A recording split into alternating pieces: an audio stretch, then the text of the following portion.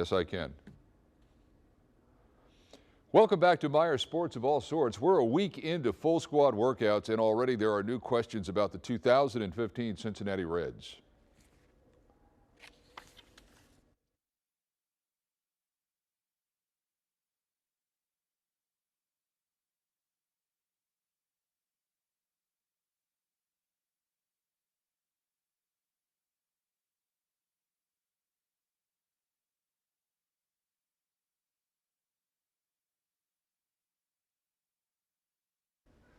Welcome back to Meyer Sports of All Sorts. We are a week into full squad workouts, and already there are new questions about the 2015 Cincinnati Reds and some old ones not yet resolved.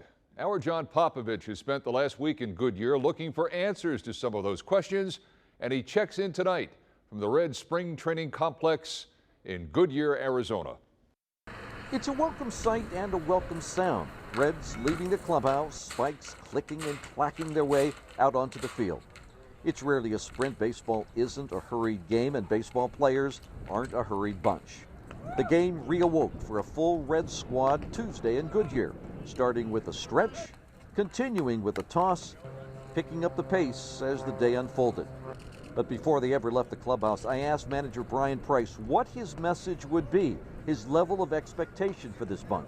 You know, we should treat spring training like we're all our first year in Major League camp, and we want to go out there and do things right and practice at the right effort level and show ourselves with our work ethic and the way we understand the game, as opposed to doing it verbally or with the false hustle. He's one of the Reds poster boys for playing hurt. Jay Bruce injured a knee in 2014, came back quickly and struggled. I felt like I could play. I'm a competitor. I wanted to be out there with my team, and it is what it is. I definitely wasn't rushed back. That's a topic being talked about in this Reds camp since Matt Latos criticized the Reds organization for rushing him and other players back from injury. Here's Bruce's take Wednesday. Honestly, the day Matt was traded was the day that I had the pleasure of not worrying about Matt anymore. It's hard to believe, but Jay Bruce is in his 10th training camp with the Reds, and he's only 28. Still desiring to make his mark in baseball. So far, he says, I'm an underachiever. I feel like there's just more there.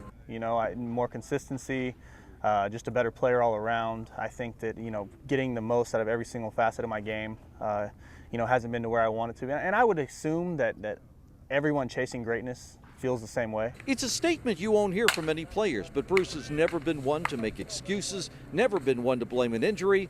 But chasing greatness, is that reasonable? Absolutely.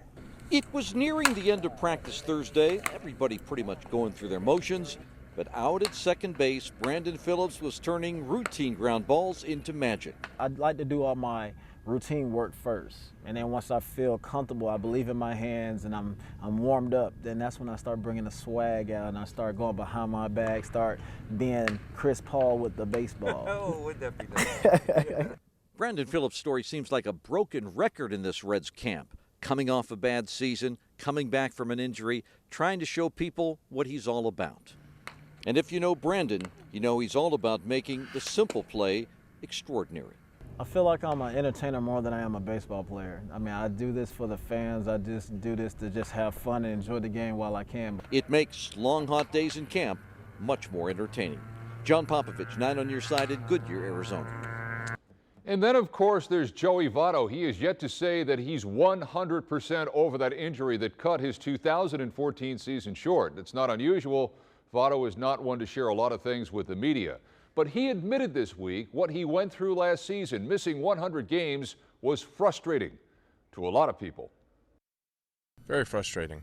Very frustrating. But I think the thing that frustrated me the most was, last year being in the mix and then ducking out because of an injury and not being able to hold the team down the stretch.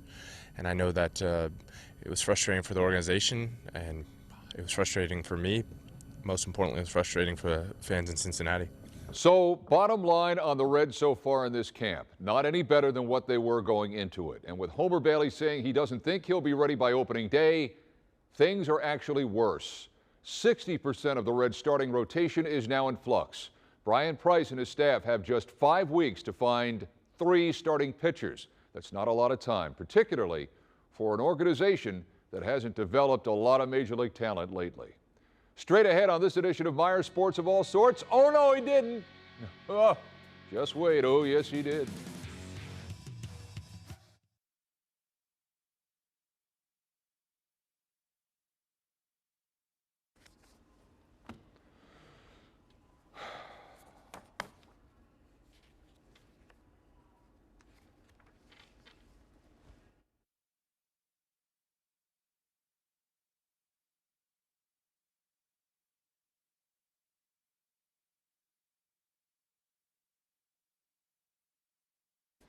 Welcome back to Myers Sports of All Sorts. Now to that piece of video you just got to see to believe. We call it, oh no he didn't.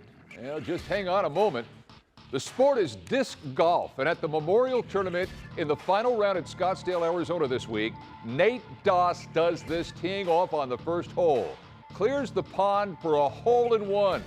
Again, it's 390 feet out over the pond, and as you can see in our disc tracker, Doss nails it for the hole-in-one. You know what? We got to show you another piece of video. College baseball, Arizona against Mississippi State, line drive center, and Justin Banky lays out to make this outstanding catch. Mississippi State won the game, but Banky won the moment. So as you can see, our dilemma, which play was better, couldn't decide, so you got both. When somebody says to you tomorrow, hey, oh no, he didn't, you can say, well, hang on, I saw it. Oh, yes, he did. With that, we will say goodnight. For all of us now working late on this Monday morning, we offer sweet dreams from downtown Cincinnati. Good night.